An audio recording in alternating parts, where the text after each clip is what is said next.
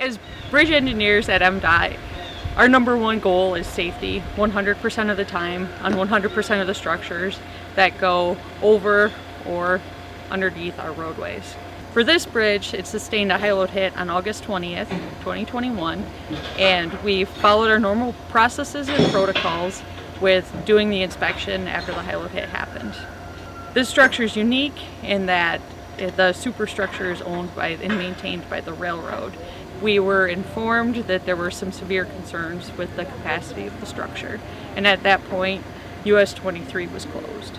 The repair at this structure was completed yesterday by our contractor, and MDOT was out this morning with the railroad and with the consultant that oversaw the repairs as well to do the final inspection to open US-23.